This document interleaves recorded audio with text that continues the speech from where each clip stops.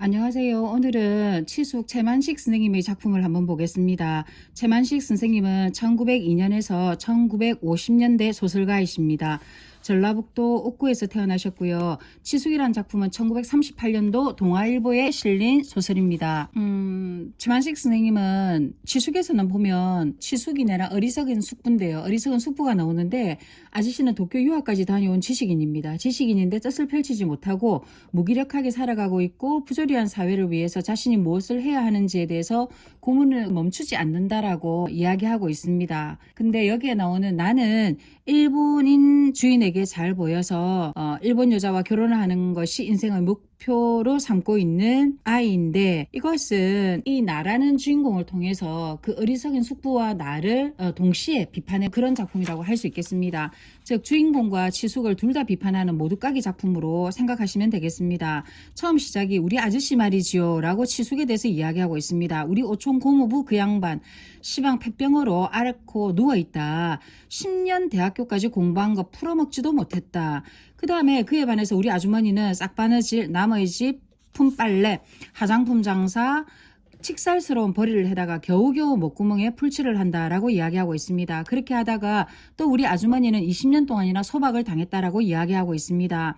20년 소박이라는 것은 뭐냐면 16살의 아저씨네 집에 시집을 갔는데 그 남편이 좀 어리다 보니까 남편이 그때 좀 어렸나 봅니다. 공부를 한답시고 서울로 동경으로 10년이나 돌아다녔고 또 조금 잘하더만은 색시 재미를 알고 나서는 아주머니 보고 이혼하자고 하고 아주머니를 친정으로 보내버립니다. 그리고는 학생 출신, 즉 배운 여자 여편네를 얻어가지고 살지요. 그렇게 하고 있다가 사회주의 운동을 해서 5년이나 옥살이를 합니다. 5년이나 옥살이를 했는데 옥살이하고 나올 때도 보면 그 치숙은 자기의 그 첩들을 찾지만 첩은 아무도 나오지 않습니다. 그 뒷바라지한 사람은 누구냐면 그날 이 아주머니가 가서 기다리죠. 근데 이 주인공은 아주머니 보고도 늘 개가를 하라고 그럽니다.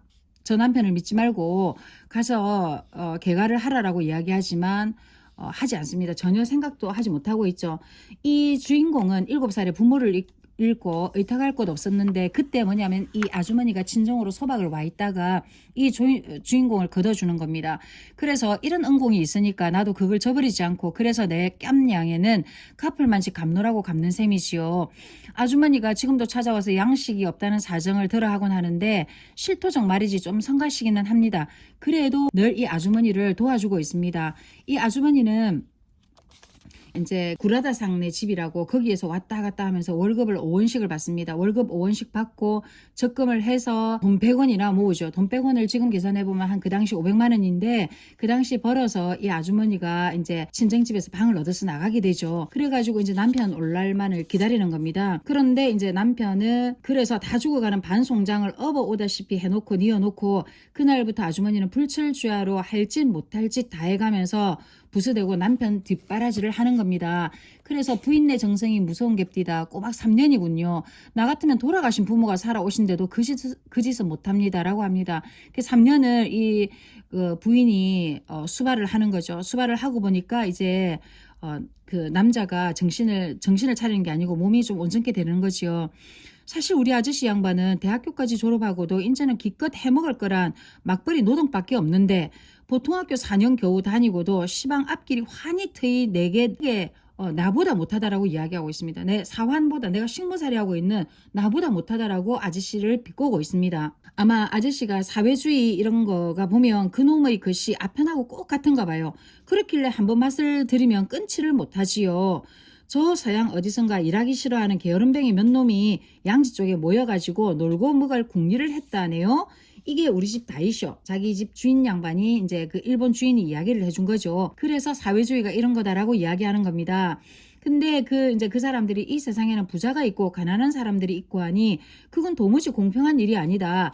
사람이라는 건 이목구비하며 사지육신을 똑같이 타고났는데 누구는 부자로 살고 누구는 가난하다니 그게 말이 되나. 그래서 우리가 어떻게 한다. 우리가 부자가 가진 것을 빼앗고 가난한 사람들하고 다 같이 나눠 먹자라고 운동을 하고 있다라고 이야기를 하는 겁니다. 근데 이제 이 사환의 누레는 사람이라는 것은 제가끔 타고난 복이 있는데 부지런하면 부자가 되는 법이고 복록을 못하고 나서 게으른 놈은 가난하게 사는 법이지 다 이렇게 마련인데 그거야말로 공평한 천리인 것을 불공평하다니 말이 되나요? 그리고 억지로 남의 것을 뺏어 먹자고 들다니 그놈들은 불안당이지 그게 뭔가요? 라고 이 책에 이야기하고 있습니다. 글쎄 그놈의 짓이 그렇게 세상 망쳐놓는 장본인인 줄도 모르고 가난한 놈들, 그 중에서도 일하기 싫은 게으름뱅이들이 우선 당장 부자네 사람네 것을 뺏어 먹는다니까 그게 혹해가지고 너도 나도 지금 다 같이 참여를 하고 있다.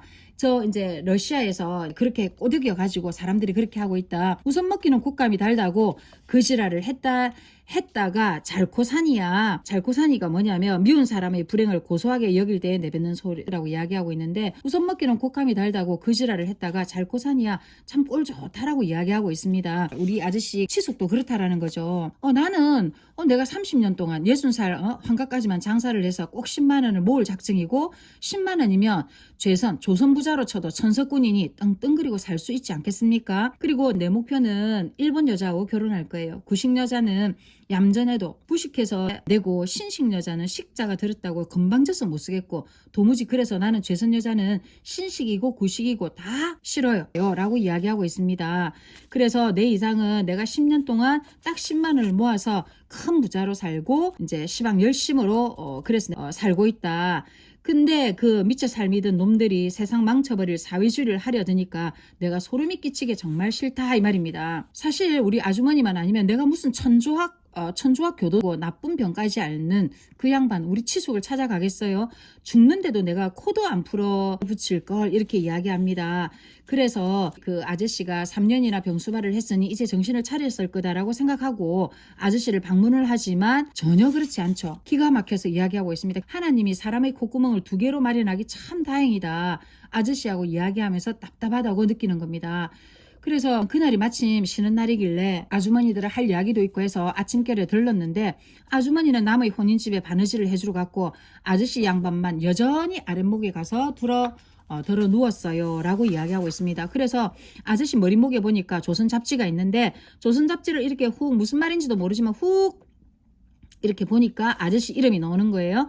아저씨 이름이 나와서 보니까 사회주의가 어떻고 경제가 어떻고 이게 나오는 거예요. 그래 주인공이 이렇게 이야기합니다. 뭐 보나 마나 안 보나 뻔하지요. 대학교까지 가설랑 경제를 배우고 돈 모을 생각은 안 하고 사회주의만 하고 다닌 양반이라 경제가 그러고 사회주의가 옳다고 우겨댔을 거니까요.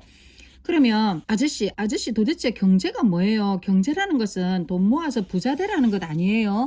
그런데 사회주의라는 것은 또 모아둔 부자 사람의 돈을 뺏어 쓰는 것 아니에요? 이렇게 이야기하니까 그 누워있던 치숙이 놀라서 얘야 너 그건 무슨 소리 하니?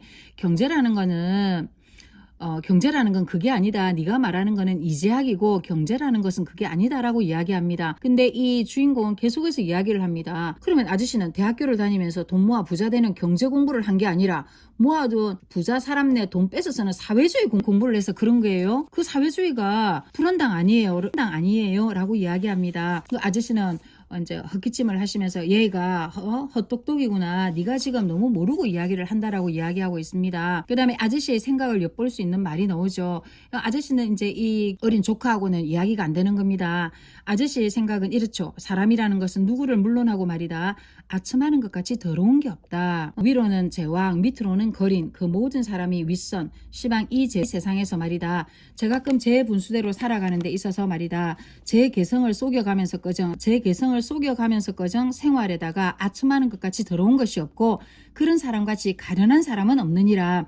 사람이라는 거는 한 그릇보다 더 배가 부른 건 아니니까. 즉 이 말은 뭐냐면 그냥 네가 네 개성을 속여서 가면서까지 네가 네 민족이 조선인인데 조선인임을 속여가면서까지 그 네가 주인이나 시대에 아첨하는 거 그것같이 더러운 게 없다라고 아저씨는 생각을 하는 겁니다.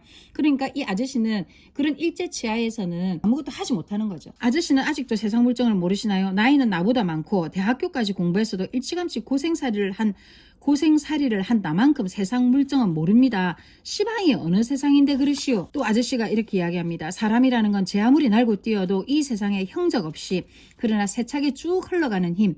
그게 말하자면 세상 물정이겠는데 결국 그것의 지배하에서 그것을 따라가지 별 수가 없는 거다.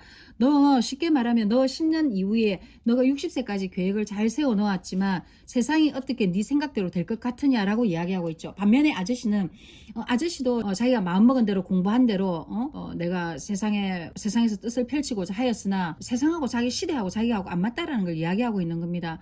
그러나 이 아저씨의 눈에서는 이 어리석은 조카를 비웃고 있지만 조카 입장에서는 보면 아저씨가 정말 딱하게 것이 없는 겁니다. 대학까지 배워서 경제학에다 사회까지 공부를 해서는 아주머니는 일 나가고 아주머니는 고생하고 자기는 배웠다는 사람이 그럼 첩질을 하고 자기가 다시 돌아와서 알아 누워서 병수발하는 아주머니는 돈 벌러 가고 자기는 다시 또 들어 누워서 사회주의니 밥벌이를 못하는 거잖아요. 남편 구실을 못하는 거잖아요.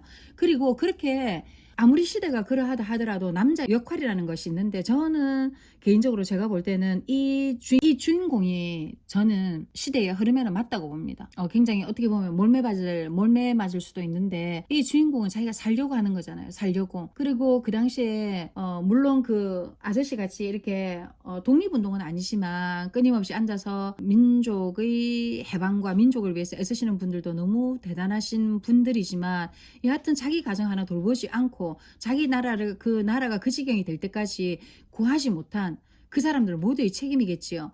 아내만 나가서 죽도록 나가서 열심히 일을 하고 이건 아닌 것 같아요. 그래서 주인공이 이렇게 이야기하죠. 젠장 아저씨도 저 킹구라는 일본 잡지 보니까 나폴레옹 있잖아요. 기회는 제가 만든다고. 그리고 불가능이란 말은 바보의 사전에나 찾을 글자라고 나폴레옹이 말했잖아요. 라고 이야기하니까 치숙은 이렇게 이야기합니다. 나폴레옹도 세상 물정에 순응할 때는 성공했어도 그것에 그스르다가 실패를 했더란다.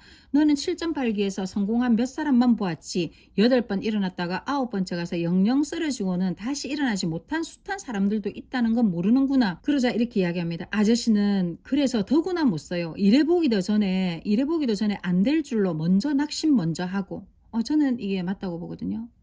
아저씨는 이야기합니다. 하늘에 꼭 올라가 보고야 높은 줄 아니라고 이야기합니다. 그러나 밑에 있는 그 당시에 그 민중들은 열심히 살아가려고 먹고 살기 위해서 열심히 생활을 했더라는 겁니다. 맞잖아요. 이 아저씨가 지금 올해 나이가 33으로 나옵니다. 33으로 나오고 그 아주머니는 나이를 계산해보면 36에서 한 38 나오거든요. 그러니까 그 남편이 조금 젊은 거죠. 근데 33세의 남자가 자기 관리를 못해서 여하튼 방에 누워서 있고 아무것도 하지 않는데 이건 아니라고 봅니다. 밖에 나가서 운동도 하고 다시 집안을 이렇게 세우고 다시 조선을 찾을 그런 궁리를 해야지 앉아서 책만 본다고 되는 건 아니잖아요. 아니면 정식으로 주인공 조카뻘 되는 사람들을 데리고 와서 가르치든지. 그리고 아까 조카의 눈에서 볼 때는 그 조선 잡지들이 너무 어렵다라고 이야기하고 있거든요. 그러면서 이 조카가 나중에 이야기합니다. 아저씨, 아주머니가 고맙지도 않습니까? 라고 이야기하자 이렇게 합니다. 고생을 낙으로 그 쓰라린 맛을 씹고 하면서 그것에서 단맛을 알아내는 사람도 있느니라. 사람도 있는 게 아니라 사람마다 무슨 일이고 진정과 정신을 꼬박 거기에다가만 쓰면 그렇게 되는 법이니라. 그러니까 그쯤 되면 그때는 고생이 낙이지 너희 아주머니만 두고 보더라도 고생이면서 고생이 아니고 고생하는 게 낙이란다 라고 이야기하고 있습니다. 아니 그러면 아저씨도 아주머니한테 그 은공을 들으는 갚아야 오를 게 아니요 라고 이야기하고 있습니다. 이 조카가 그렇게 이야기하죠. 그러면서 치숙은 이렇게 이야기합니다. 은공을 모르는 건 아니지만 이렇게 이야기하고 있습니다. 그러면서 이 조카는 이렇게 이야기하죠. 사람 속 차릴 여망이 없어 보여요. 어디로 되나 손톱만치도 쓸모는 없고 남한테 사패만 끼친다. 세상에 해독만 끼칠 사람이니 하루바삐 죽었으면 좋겠다. 죽어야 하고 또 죽어서 마땅해요.